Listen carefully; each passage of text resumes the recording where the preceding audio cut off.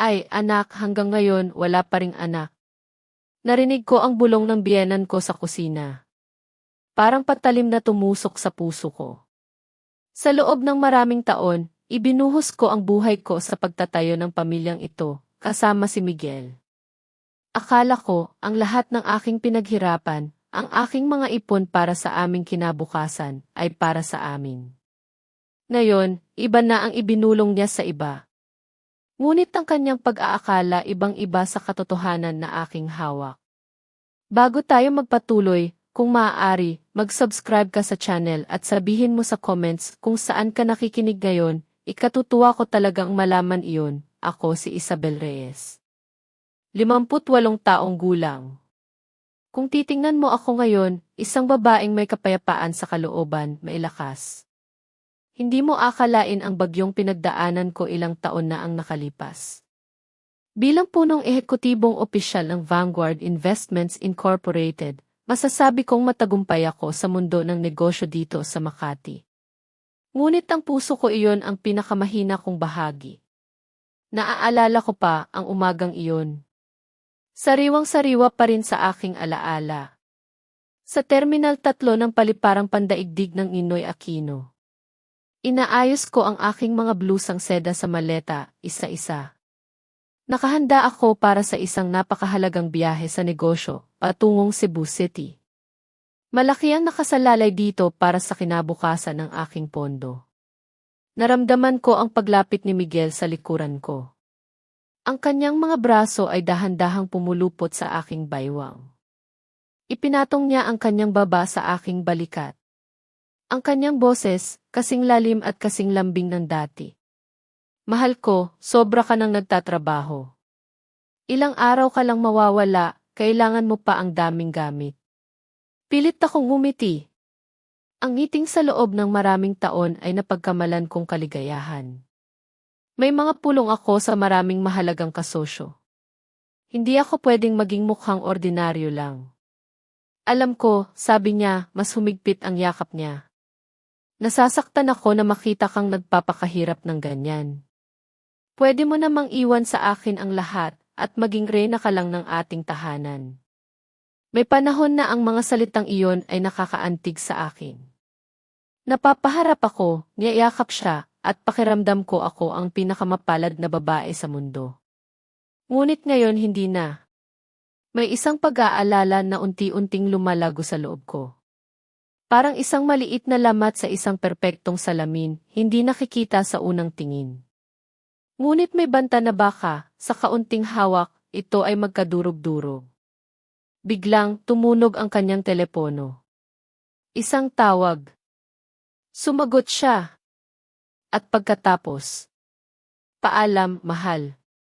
Hindi na ako makakasama. Manganganak na si Carla. Ang mga salitang iyon ay parang kidlat na tumama sa akin. Sumira sa aking mundo. Naglaho ang kanyang pagiging tamis.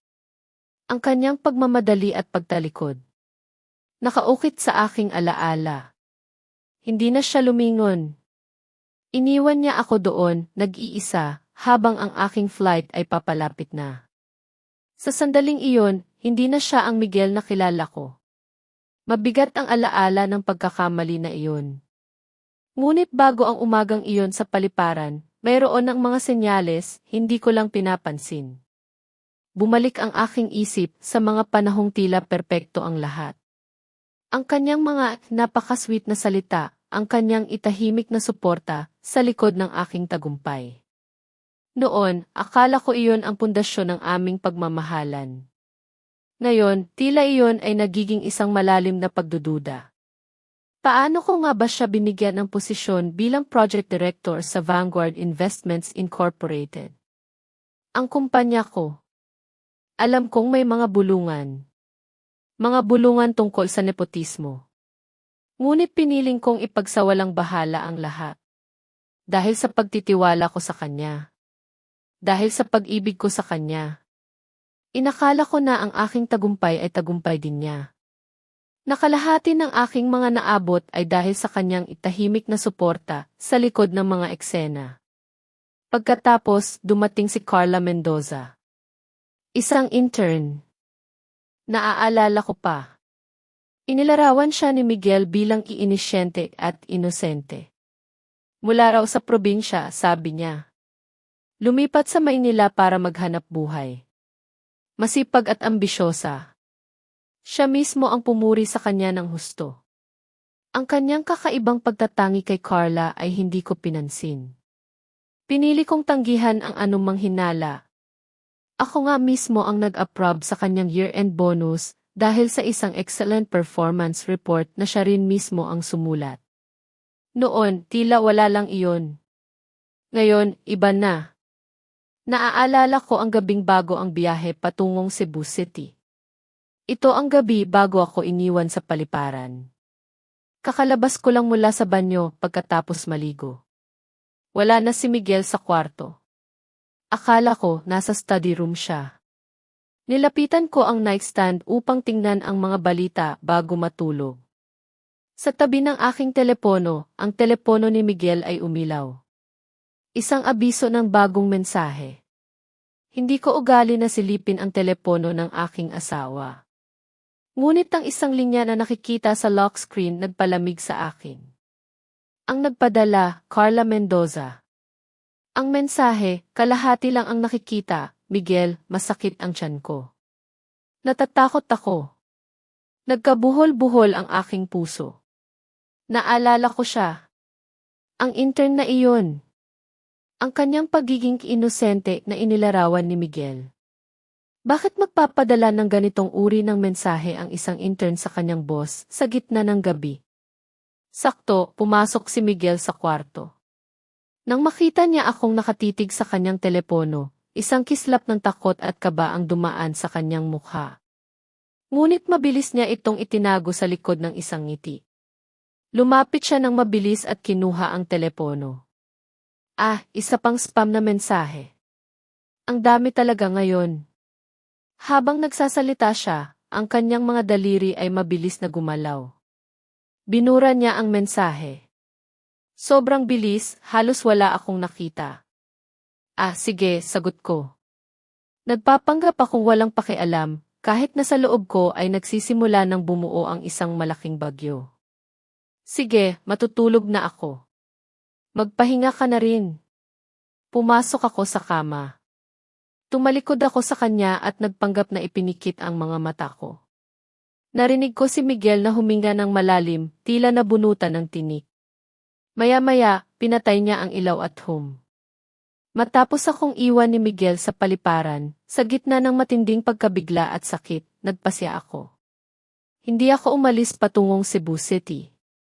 Hindi ko rin nagawang humabol sa aking flight, naisip ko, ano pa ba ang saysay ng biyaheng iyon kung ang mundo ko ay gumuho na. Sa halip nagtago ako. Naghanap ako ng isang kalapit na cafe, iniwan ko ang aking maleta sa kotse, at doon, sa gitna ng aking gulo, nagsimula akong magplano. Sa kabila ng pagkalito, alam ko. Kailangan kong kumilos ng matalino. Hindi ako dapat magpadala sa emosyon. Walang silbi ang pag-iyak. Tanging matatag na desisyon ang kailangan ko ngayon upang hanapin ang katotohanan. Kinabukasan ng umaga, pumunta ako sa opisina. Ang isip ko ay parang isang maingay na makina. Ngunit ang aking mukha ay kalmado. Kinausap ko si Miguel.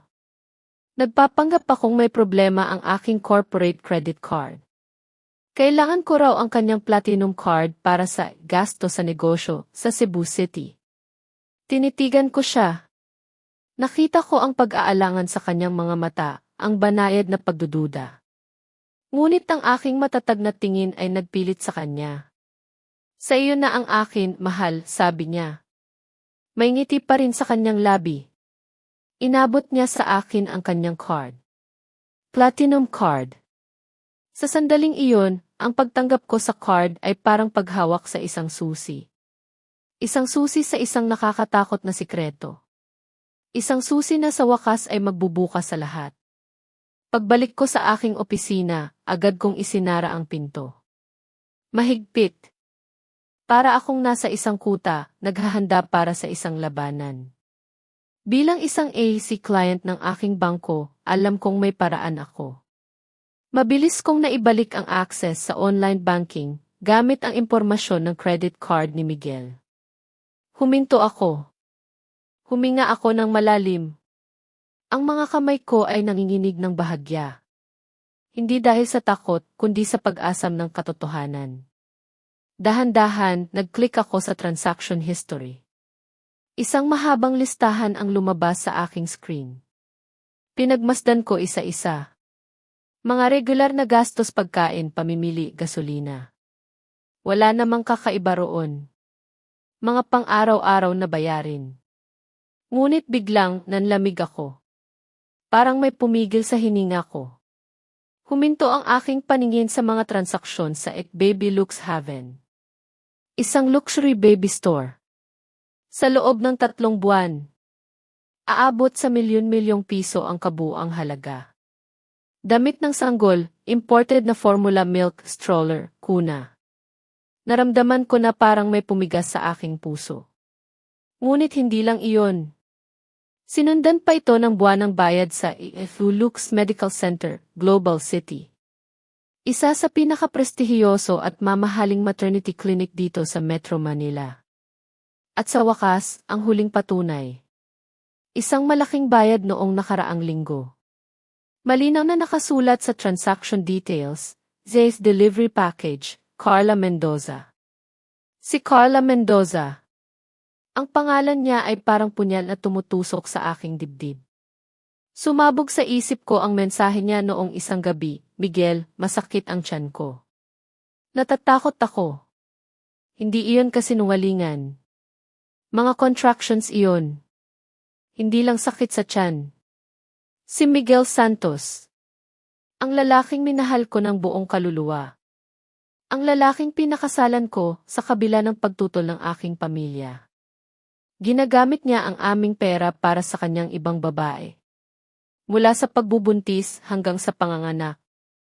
Ang kanyang kawalang hiyaan at ang kanyang kakulangan ng scruples lumampas sa lahat ng kaya kong isipin.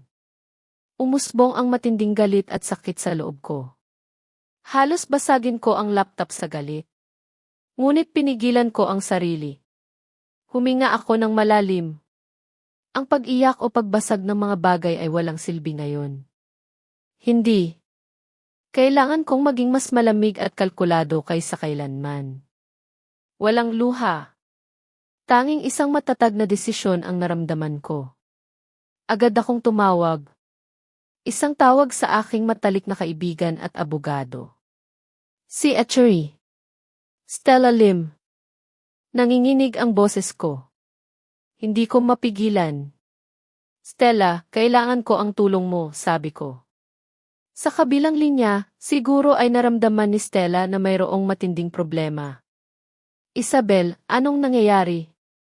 Nasaan ka? Nasa opisina ako, sagot ko. Si Miguel, niloloko ako. Manganganak na ang ibang babae niya. Ikinuwento ko ang lahat. Ang lahat ng aking nadiskubre.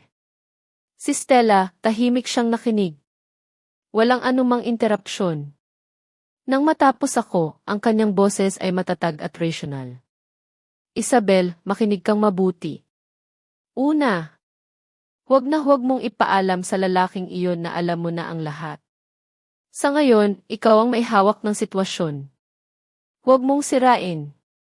Nagpatuloy siya. Pangalawa, ibigay mo sa akin ang address ng apartment sa Makati na sinabi niyang inuupahan daw ng isang estudyante. Magpapadala ako ng investigador ngayon din. Sige, sagot ko.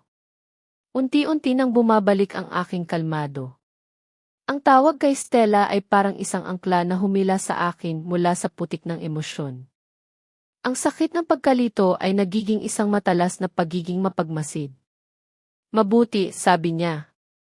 At ano ang gagawin mo sa biyahe mo sa Cebu City? Tumingin ako sa labas ng bintana. Ang mga skyscraper ng Makati ay nakatayo ng matatag sa kalangitan. Isang malamig na ngiti ang sumilay sa aking mga labi. Siyempre, aalis ako. Ang pag-ibig, bulong ko sa sarili. Ang pag-ibig ay namatay. Ngayon, ang naiwan ay pagtutuos. At pagtutuos. Ang pag-ibig namatay na. Ngayon, ang naiwan ay pagtutuos. At pagtutuos. Iyan ang bumulong sa aking isip. Sa gabing iyon, matapos kong matuklasan ang lahat, hindi ako nakatulog. Ang aking isip ay tila isang gulong na patuloy na umiikot. Ngunit hindi na ito gulo ng emosyon, kundi gulo ng mga plano. Sa patnubay ni Achoy Stella Lim, nagsimula ang aking tilihim na digmaan. Alam kong kailangan kong kumilos ng may katalinuhan. Kailangan kong mangalap ng karagdagang ebidensya. Hindi lang para sa diborsyo, kundi para sa aking sarili. Para sa aking dangal. Kinabukasan, sinabi ko kay Miguel. Ang flight ko patungong Cebu City ay naantala raw. Hanggang alas 4 ng hapon. Sinadya ko iyon. Upang bigyan siya ng sapat na oras. Sapat na oras para gawin ang mga mahahalagang bagay niya. Sigurado akong iisipin niya na mayroon siyang buong hapon para sa kanyang mga affairs. Aba, sayang naman, sabi niya.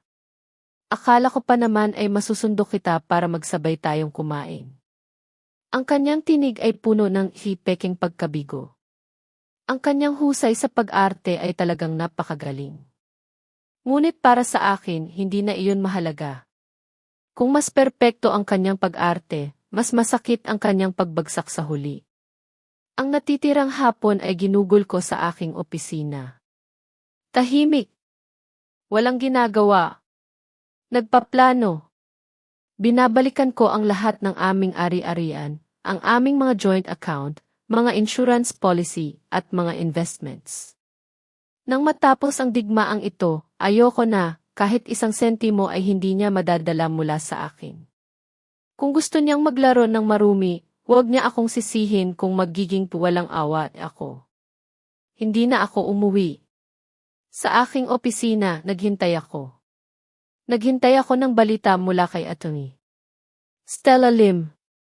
Siya ay nagpadala ng isang investigador upang tingnan ang apartment sa Makati.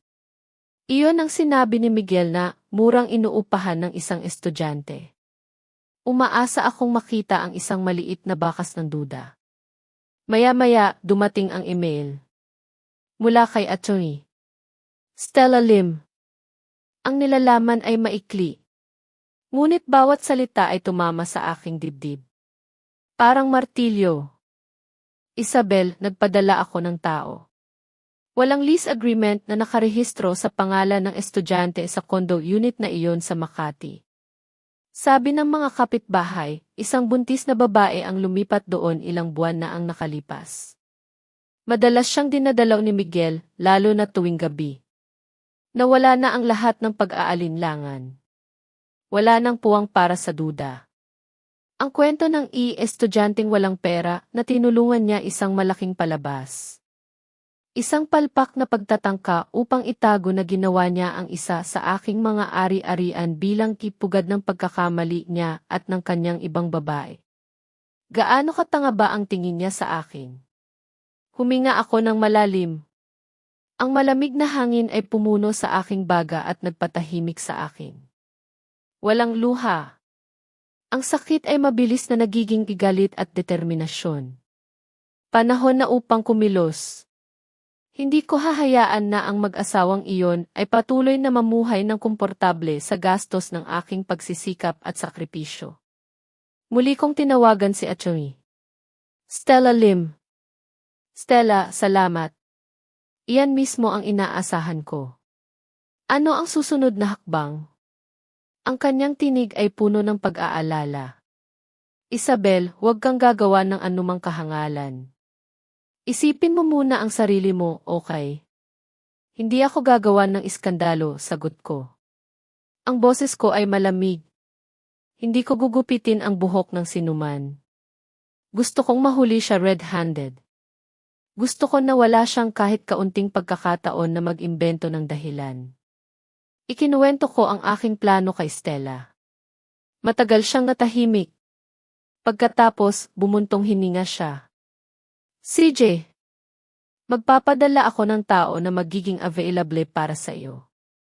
Ngunit ipangako mo sa akin ang isang bagay. Ano man ang iyong makita, manatili kang kalmado. Ang ating layunin ay mangalap ng ebidensya upang siya ay magbayad sa legal na paraan para sa kanyang ginawa. Naintindihan mo? Naintindihan, sagot ko. Hindi kailanman naging malinaw ang aking mga ideya kaysa ngayon. Ibinaba ko ang telepono. Umiti ako ng mapanukso. Miguel, laro ang gusto mo, sige. Sasakyan ko ang laro mo. Ang biyahe ko sa Cebu City ay hindi na lang para sa trabaho. Ang digmaang tahimik ay nagsimula na at ang battlefield ay ang mismong kama namin. Minsan, sa gitna ng matinding sakit, napapaisip ako. May mga panahong hinahanap natin ang mga sagot at kapag natagpuan natin ang mga ito, hindi natin alam kung paano tanggapin. Kung kayo ay nasa aking posisyon, ano ang inyong naging unang hakbang? Ano ang inyong naramdaman? Maaari niyo bang ibahagi ang inyong saloobin sa mga komento? Ang inyong mga kwento ay mahalaga, dumating ang oras ng aking tipaglisan. Ang huling pagpapanggap. Handa na ang aking maleta. Nagtungo ako sa paliparang pandaigdig ng Ninoy Aquino kasama si Miguel. Sa loob ng sasakyan, patuloy ang kanyang mga paalala. Mag-ingat ka, mahal. Huwag kang magpakapagod. Kung may mangyari, tawagan mo agad ako. Dati, ang mga salitang iyon ay musika sa aking pandinig. Ngayon, sila ay parang matatalim na tinig na nagpapatindi sa aking pagkasuklam. Ipinatong ko ang aking ulo sa kanyang balikat. Tumango ako. Sa loob-loob ko, ang puso ko ay isang bloke ng yelo. Ang bawat haplos, bawat yakap niya nagdudulot ng matinding pagkasuklam. Nagtaka ako. Ganoon din kaya ang ibinulong niya kay Carla habang dinadala niya ang kanyang anak sa sinapupunan? Huminto ang sasakyan sa terminal ng departure. Inilabas ni Miguel ang aking maleta. Sinamahan niya ako hanggang sa security checkpoint, tila gusto niyang makasiguro na talagang aalis ako. Sa harap ng boarding area, niyakap niya ako ng mahigpit at matagal. Mamimiss kita, bulong niya sa aking tainga. Pinigilan ko ang galit sa loob ko. Sinagot ko ang yakap. Sinadya kong gawing pautal-utal ang aking boses. Ako rin. O sige na, mahal. Baka mahuli ka sa flight mo. Mumiti siya ng bahagya, binitawan ako at dahan-dahang itinulak ako. Naglakad ako papasok. Hinihila ko ang aking maleta. Hindi ako lumingon. Kung nagkatinginan pa kami, pakiramdam ko ay sasabog ako roon mismo. Naglakad ako ng diretso sa boarding area at nakihalubilo sa maraming tao.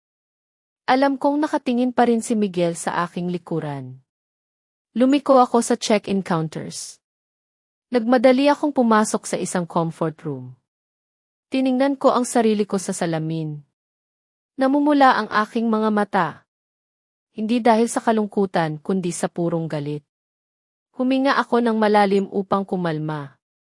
Pagkatapos ng 5 minuto, lumabas ako. Ngunit hindi ako nagtungo sa security check. Naglakad ako sa ibang pasilyo at bumaba sa arrival terminal. Lahat ayon sa plano. Kinuha ko ang aking telepono at tinawagan si Atty. Stella Lim. Nasa daan na ako. Sinusundan na ba ninyo ang kotse niya?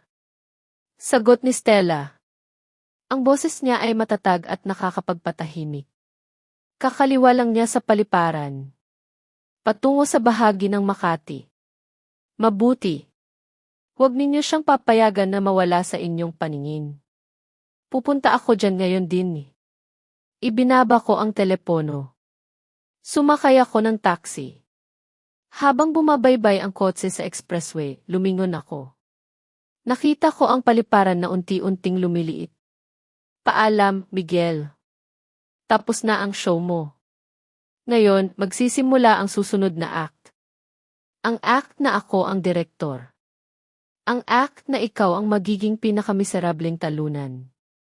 Ang taxi ay bumabaybay sa masikip na trapiko ng Maynila. Nakahawak ako sa telepono. Hindi ko inalis ang tingin ko sa tracking app na ibinahagi sa akin ng detective ni Stella. Ang pulang tuldok na kumakatawan sa kotse ni Miguel ay gumagalaw ng may desisyon. Walang balak na umuwi sa aming bahay. Direktang patungo sa isang luxury apartment complex sa sentro ng Ayala, Alabang. Tama ang hinala ko. Pakiusap, pakibilisan po ng kaunti, pakiusap ko sa driver, ang puso ko ay nasa aking lalamunan. Ayaw kong makaligtaan kahit isang detalye. Nang dumating ang aking taxi sa destinasyon, pinahinto ko ang driver sa isang diskretong lugar, tapat mismo sa building entrance. Mula roon, malinaw kong makikita ang lahat ng kilos. Nakita ko ang kotse ng detective na nakaparada na sa isang strategic position. Lahat ay umaayon sa plano. Nag-abang ako. Bawat segundo ay tila isang walang katapusang panahon. Hindi ko alam kung ano ang inaasahan kong makita o kung ano ang kinatatakutan kong harapin.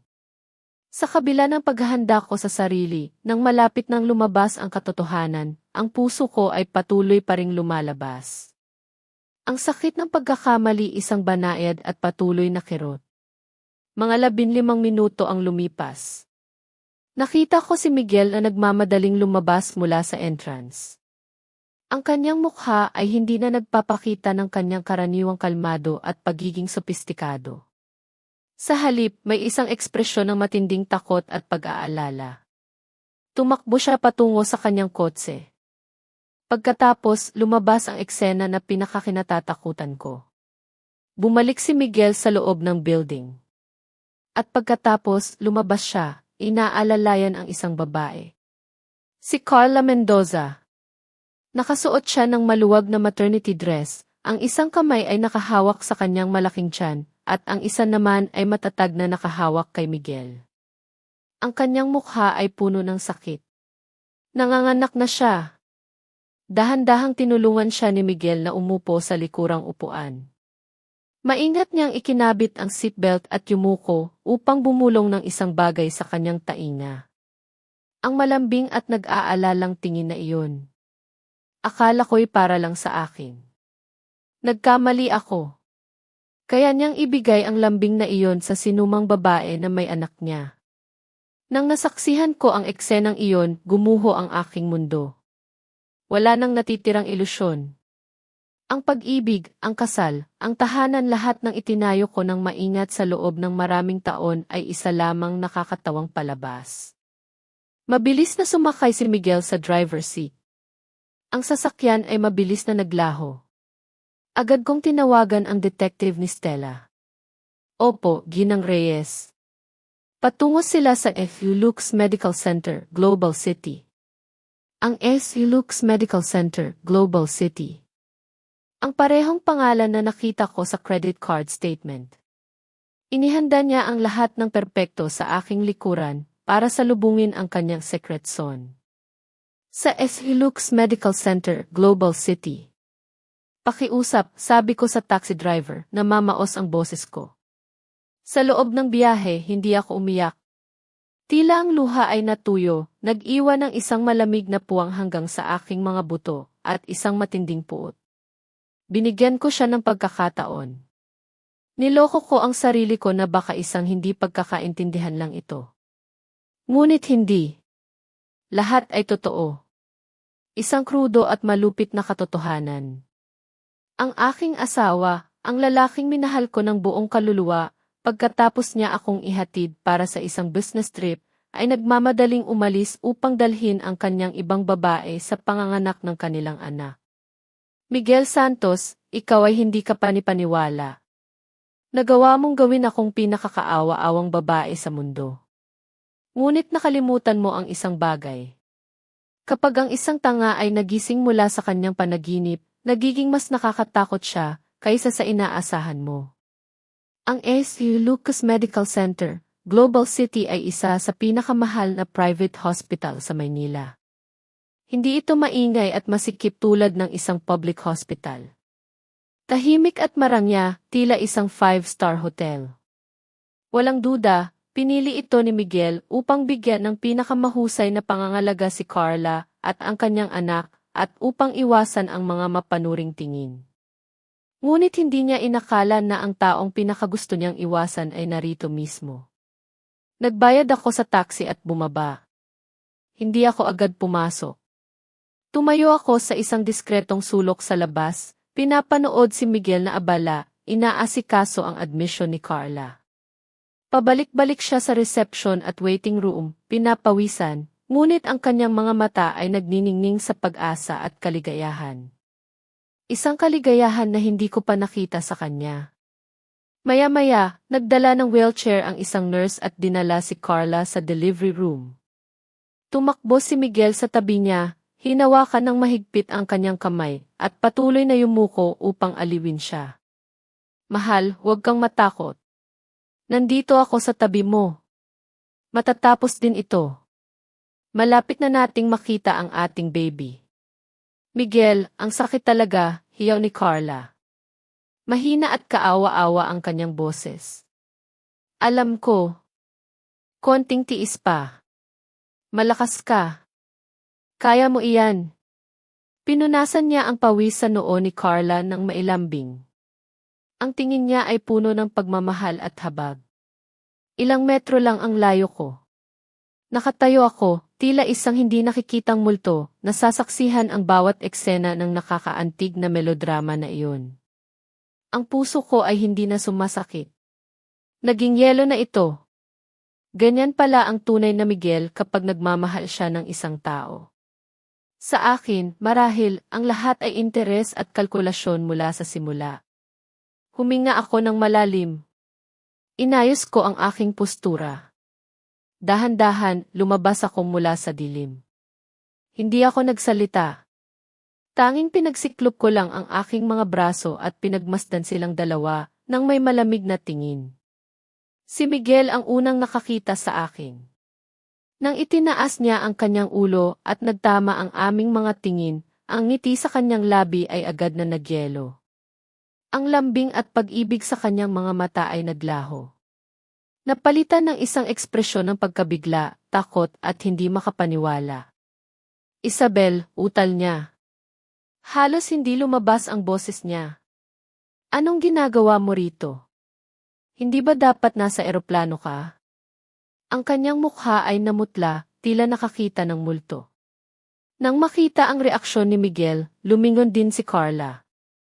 Nang makita ako, naging matigas siya. Nakalimutan niya ang kanyang sakit. Ang kanyang kaawa-awa at mahinang ekspresyon ay naging takot at pagkakasala. Bahagya kong inangat ang mga gilid ng aking labi. Isang ngiti na halos hindi nakikita, ngunit kasing talas ng isang patalim. Aba, Miguel, ang laking gulat mo yata, sabi ko. Ang boses ko ay nakakagulat na malinaw at kalmado. Umalingaw sa tahimik na pasilyo. Mukhang nasira ng presensya ko ang masaya ninyong sandali. Si Miguel, tila nagising mula sa isang bangungot, bigla niyang binitawan ang kamay ni Carla. Lumapit siya sa akin, may ekspresyon ng matinding pagkalito. Isabel, makinig ka, pakiusap. Hindi ito ang iniisip mo. Ito. Sinubukan niyang magbigay ng dahilan. Ngunit sa ilalim ng aking matalim na tingin, lahat ng salita ay tila walang silbi. Tapos na ang show. Ang lead actor ay nahuli sa akto. Nananatili akong kalmado. Naghihintay kung anong bago at nakakatawang kwento ang kanyang imbentuhin. Si Miguel ay naging paralisado, ang kanyang mukha ay puting-puti. Parang isang nakakaawang imahe sa tabi ko. Paulit-ulit siyang tumitingin sa akin at kay Carla, na nakaupo pa rin sa wheelchair. Ang bawat kilos niya ay nagpapakita ng kanyang pagkalito. Isabel, hayaan mong ipaliwanag ko, utal niya. Sinubukan niyang hawakan ang aking kamay. Pinsan ko si Carla. Nag-iisa siya dito sa Maynila, walang tumutulong sa kanya at manganganak na. Kaya tinutulungan ko lang siya. Pinsan. Halos matawa ako ng malakas. Paano, sa puntong ito, ay gagamit pa rin siya ng isang napaka-vague at nakakatawang kasinungalingan. Akala ba niya ay kaya niya pa rin akong lokohin, tila isang 3 taong gulang na bata. Tulong! Ulit ko ang 2 salita. Ang aking boses ay puno ng sarcasm. Tulong ba ang pagbayad sa essay delivery package? Tulong ba ang pagbili ng lahat mula sa diapers hanggang sa formula milk? Miguel, tama na ang show, hindi ba? Hindi ka ba napapagod? Dahil ako, sa panonood pa lang, napapagod na ako.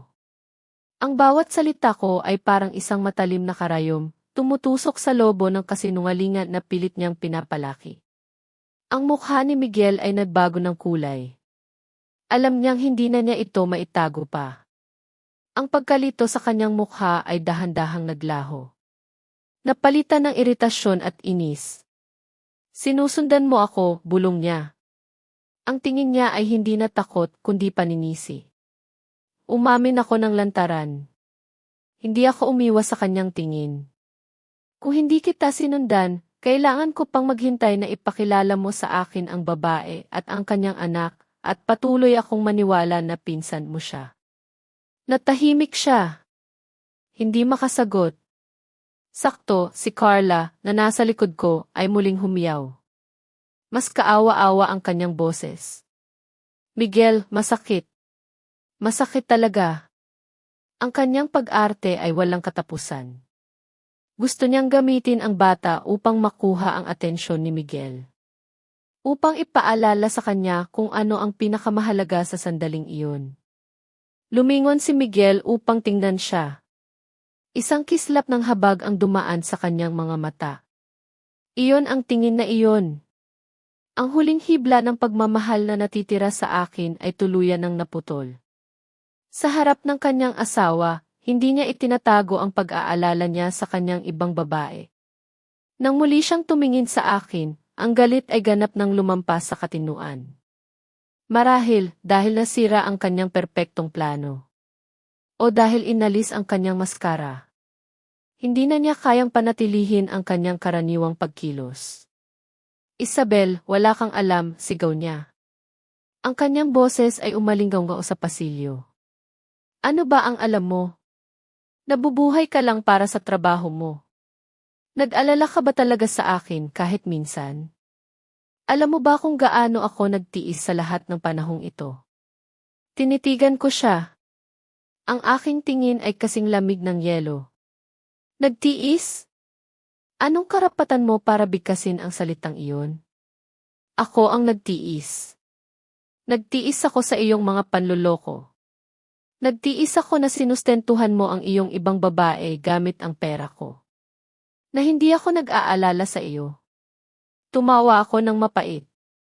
Kung hindi ako nag-aalala sa iyo, ang posisyon na direktor na hawak mo ay hindi babagsak mula sa langit. Ang kotse na minamaneho mo, ang bahay na tinutuluyan mo.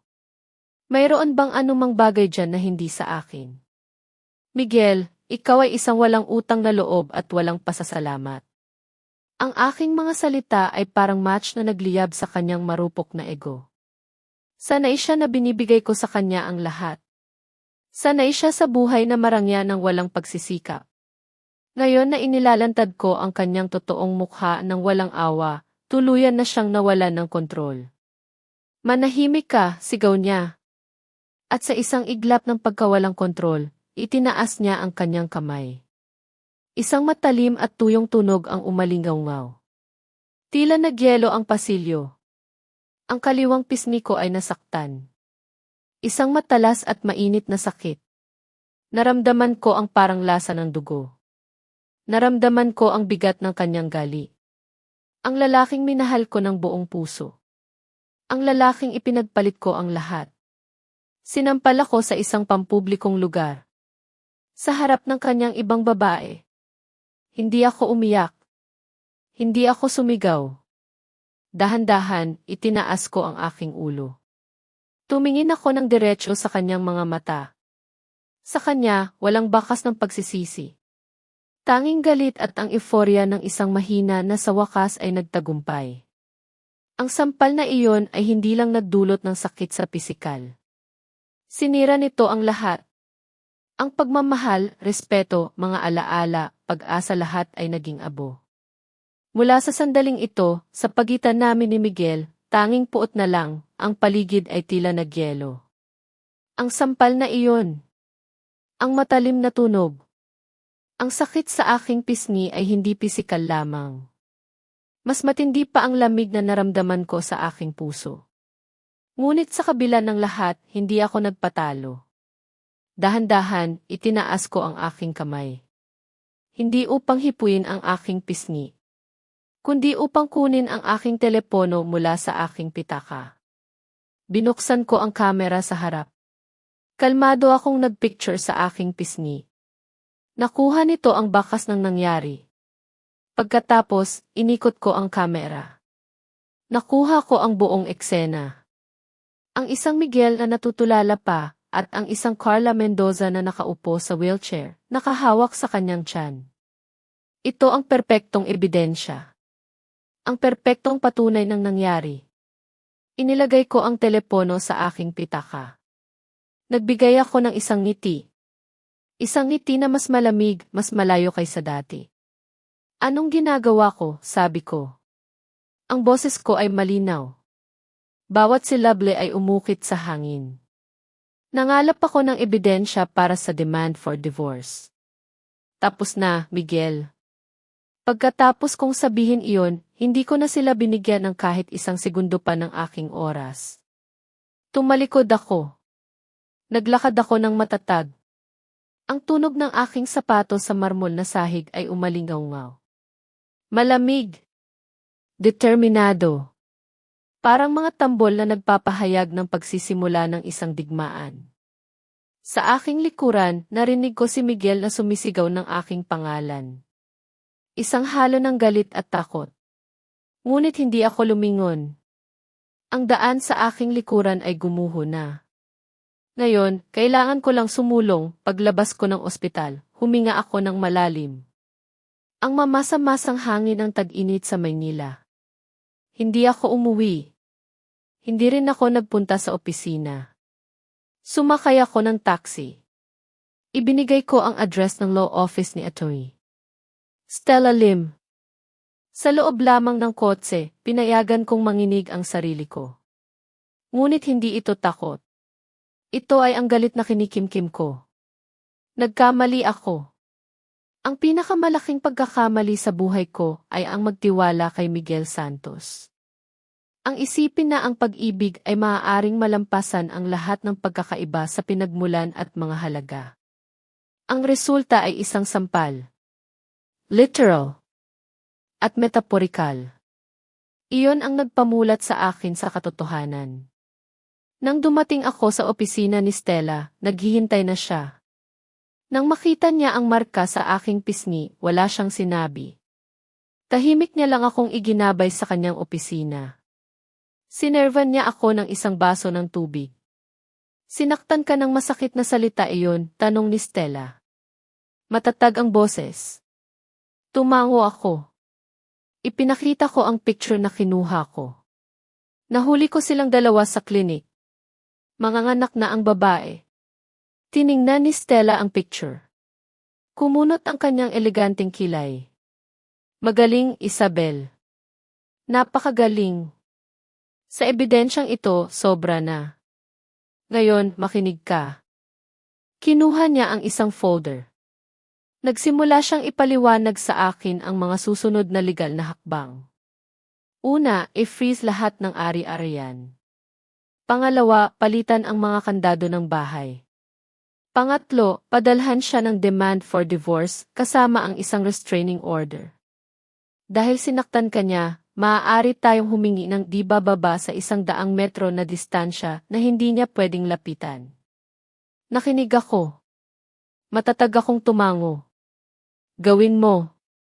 Huwag kang magkaroon ng anumang habag. Gusto kong magbayad siya sa lahat ng kanyang ginawa. Huwag kang mag-alala. Inilagay ni Stella ang isang kamay sa aking balikat. Ang tingin niya ay matatag. Mananalo tayo sa digmaang ito. Sisiguraduhin kong lalabas ang masakit na salita iyon na walang kahit isang sentimo. Ang pagtingin sa aking kaibigan ay nagbigay sa akin ng kakaibang pakiramdam ng kapayapaan. Ang sakit ay naroon pa rin, ngunit hindi na ako nito kayang sirain. Mula sa sandaling ito, hindi na ako ang Isabel na nanghina dahil sa pag-ibig. Ako si Isabel Reyes, isang mandirigma na lumalaban para sa kanyang dangal at kinabukasan. Paglabas ko ng law office ni Stella, pakiramdam ko ay muli akong isinilang. Ang kahinaan at sakit ay naiwan na. Ngayon, tanging determinasyon at lamig ang nasa loob ko. Kung gusto ni Miguel na maglaro hanggang sa huli, ipapakita ko sa kanya kung ano ang impyerno. Ang una kong ginawa nang sumakay ako sa kotse ay tawagan ang aking sekretarya, si Elif Joy. Isang matalino at tapat na babae. Elif Joy, makinig sa aking mga tagubilin, sabi ko. Ang boses ko ay walang emosyon. Agad kang makipag-ugnayan sa financial department at sa mga bangko. I-freeze ang lahat ng joint accounts sa pangalan ko at ni Miguel Santos, pati na rin ang lahat ng credit cards na konektado roon. I-cancel din ang kanyang access sa lahat ng pondo ng kumpanya. Mula ngayon, anumang transaksyon ay mangangailangan ng aking personal na pirma. Agad itong ipatupad. Naintindihan po, Ginang Reyes, sagot ni Ms. Joy. Walang pagtutol. Alam niyang kapag ako ay nagdesisyon, hindi na ito mababago. Ibinaba ko ang telepono. Idinyal ko ang susunod na numero. Sa pagkakataong ito, ang Security and Management Company ng Luxury Village, kung saan kami nakatira. Magandang araw, ako po si Isabel Reyes, may-ari ng bahay numero 18. Kailangan ko po kayong magpadala ng tao ngayong hapon upang palitan ang buong sistema ng mga kandado at i-update ang security. Mula ngayon, ako lamang ang may authorization sa access. Tanggalin ninyo si Ginoong Miguel Santos sa listahan ng mga residente. Natanggap po ang inyong kahilingan, Ginang Reyes. Ang huling tawag ay sa isang professional moving company. Gusto kong umupa ng packing and moving service. Pumunta sa numero 18 sa Ayala Alabang Village at ipack ang lahat ng personal na gamit ng isang lalaking nagngangalang Miguel Santos. Ang mga gamit na nasa master's bedroom at guest room. Damit, sapatos, libro, personal na gamit. Walang dapat maiwan. Ipack ng maingat sa mga kahon at dalhin sa isang public storage facility sa Gen Luna Street, Makati. Ipadala ko sa inyo ang eksaktong address mamaya. Babayaran ko ang lahat ng gastos. Matapos ayusin ang lahat, nagmaneho ako patungo sa village. Ayaw kong makita sila. Gusto ko lang makita mula sa malayo na ang lahat ay isinasagawa ayon sa aking mga utos. Nang dumating ako, abala na ang security team. Professional silang nagtrabaho. Ininstala nila ang mga bagong kandado. In-update ang mga password. Sa loob ng wala pang isang oras, ang magandang bahay na iyon ay ganap na nasa ilalim ng aking kontrol. Sumunod naman ang moving team. Mabilis at efficient silang nagtrabaho. Ang mga branded shirts na binili ko para sa kanya. Ang kanyang mga kumikinang na sapatos na balat. Ang kanyang mga paboritong libro. Lahat ay walang awa na inilagay sa mga kahon. Pinapanood ko ang eksena ng tahimik mula sa aking kotse sa kabilang kalsada. Wala akong naramdaman na anumang nostalgia. Ang mga bagay na iyon na minsan ay patunay ng aking pagmamahal, ay ngayon ay mga lumang gamit lamang na dapat alisin sa aking buhay. Naalala ko ang mga damit at gamit ng ina ni Miguel na iniiwan niya sa guest room tuwing bumibisita siya mula sa probinsya. Matapos mag-isip sandali, muli kong tinawagan ang head ng moving team. Paumanhin, pakipack din ang mga gamit ng matanda na nasa guest room sa ikalawang palapag. Ipadala din sa storage facility. Kung maglilinis ako, sisiguraduhin kong malalim. Ayaw kong may maiwan sa aking bahay na konektado sa pamilyang iyon. Nang ang huling kahon ay naisampa sa truck at ito ay umalis, naging kakaibang walang laman ang bahay. Ngunit naramdaman ko ang isang malaking pakiramdam ng paglaya. Tila may isang mabigat na pasanin ang nabunot sa akin, isang pasanin na matagal ko nang dala-dala. Papalubog na ang araw. Alam kong sa mga oras na iyon, si Miguel ay nasa klinik pa rin, nalulunod sa kagalakan ng pagiging ama. Wala siyang ideya na ang tunay na bagyo ay malapit nang bumagsak. Isang bagyong nilikha ng aking sariling mga kamay. Isang bagyong wawasak sa lahat ng inaakala niyang pag-aari. Sa klinik, nakatitig si Miguel sa kanyang bagong silang na anak. Ang galit at frustration mula sa pagtatagpo namin ay tila naglaho. Tanging kaligayahan at walang katapusang pagmamalaki ang kanyang naramdaman. Mayroon na siyang anak. Isang tagapagmana. Si Carla, sa kabila ng pagod mula sa panganganak, ay ngumiti ng may kasiyahan. Tiningnan niya si Miguel at sinabi ng mailambing. Miguel, kamukhang-kamukha mo ang bata. Siyempre, sagot niya. Ngumiti siya at hinagkan ang noo ni Carla. Magiging matalino at gwapo siya tulad ng kanyang ama. Habang nalulunod siya sa kanyang mga pangarap ng isang kinabukasan na puno ng pera at isang anak, pumasok ang isang nurse na may dalang hospital bill. Ginoong Santos, pakiusap, pumunta po kayo sa administration para bayaran ang natitirang gastos. Pupunta ako ngayon din, sagot ni Miguel ng masaya. Sa loob-loob niya, naisip niya kung gaano ako kakonsiderado na nagbayad na ng malaking halaga ng maaga. Kinuha niya ang platinum card na palaging binibigay ko sa kanya. Nagtungo siya sa payment counter ng may kumpiyansa. Paumanhin po, Ginoo, hindi po gumagana ang card na ito, sabi ng employee matapos itong ipasa ng ilang beses. Anong ibig mong sabihin hindi gumagana? Kumunot ang noo ni Ginoong Santos. Subukan mo ulit. Ang card na iyan ay may napakataas na limit. Sinubukan na po namin ng maraming beses. Ipinahihiwatig ng sistema na block ang card. Block. Nagulat si Miguel. Mabilis siyang kumuha ng isa pang card. Isa pa ring extension ng aking account. Pareho ang resulta. Ito rin po, block. Isang masamang kutob ang nagsimulang lumago sa isip ni Miguel. Sinubukan niyang buksan ang banking API sa kanyang telepono. Ngunit hindi siya makapag-login. Ipinapaalam ng sistema na ang kanyang account ay deactivated. Sakto, dumating ang kanyang ina na nagmamadaling dumating mula sa probinsya. Nang makita ang kanyang apo, hindi niya napigilan ang kanyang kagalakan. Ay, ang aking apo. Ang tagapagmana ng pamilya. Kamukhang-kamukha ng kanyang ama. Ngunit hindi nagtagal ang kagalakan. Kinailangan ni Miguel na ipaalam sa kanya ang balita. Naging isang lalaki siyang walang kahit isang sentimo. Ang kanyang ina, nang marinig iyon, ay halos mahimatay. Nagsimula siyang murahin ako. Ang taong sumira sa aming pamilya na iyan. Ang inahin na hindi makapanganak. At selosa pa. Walang ibang pagpipilian, kinailangan ni Miguel na bayaran ang hospital bill gamit ang kaunting ipon na dala ng kanyang ina.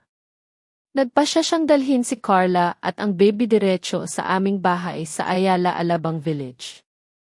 Gaano man ako kagalit, naisip niya, bahay pa rin niya iyon at hindi niya ako pwedeng paalisin.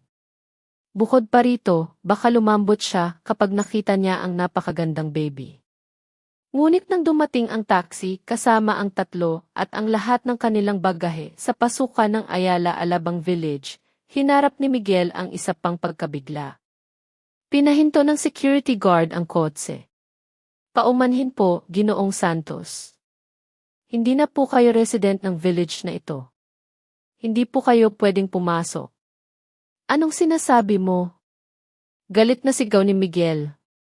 Ako ang asawa ni Ginang Isabel Reyes, ang may-ari ng numero 18. Paumanhin po, Ginoo. Si Ginang Reyes po ang nagpahiling na tanggalin kayo sa listahan ng mga residente.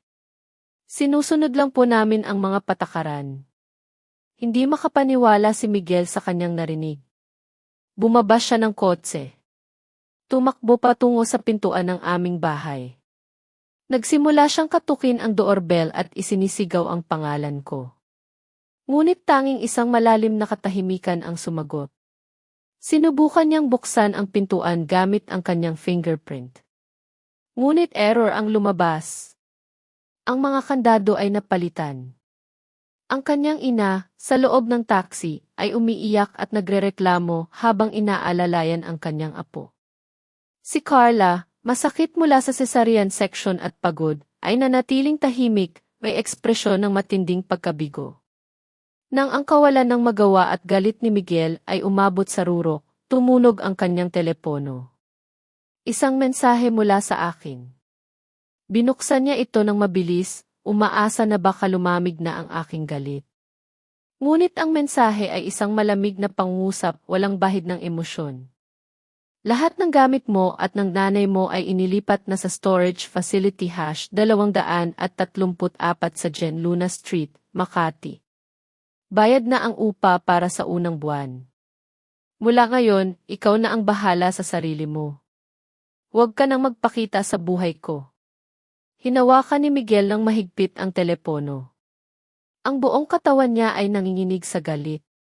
Literal siyang pinalaya sa kalsada. Walang pera. Walang bahay. May isang matandang ina na nagrereklamo. Isang ibang babae na bagong opera. At isang umiiyak na sanggol sa kanyang tabi. Sa loob lamang ng ilang oras, ang kanyang mundo ay gumuho. Mula sa tuktok ng tagumpay at kaligayahan, bumagsak siya sa pinakamiserableng kalagayan. At ang nagtulak sa kanya sa bangin ay walang iba kundi ang asawang kanyang walang awang pinagtaksilan, ang kwentong ito. Ang kwento ng aking buhay. Hindi ko masasabing ito ay nagtapos ng masaya. O malungkot. Sadyang nagtapos lang. Isang pahina ang nalipat. Isang malaking yugto ang natapos. Sa bawat pagsubok, sa bawat desisyon, may kaakibat na bigat. May mga sugat na naghilom, ngunit may mga peklat na mananatili. Kung kayo man ay nakaranas din ng ganitong uri ng paglisan, ng pagbabago, o ng tahimik na pagbangon, sana ay naramdaman ninyo na hindi kayo nag-iisa. Marahil, sa bawat kwento ay may aral na natutunan. O isang kuro-kuro na maaaring makatulong sa iba.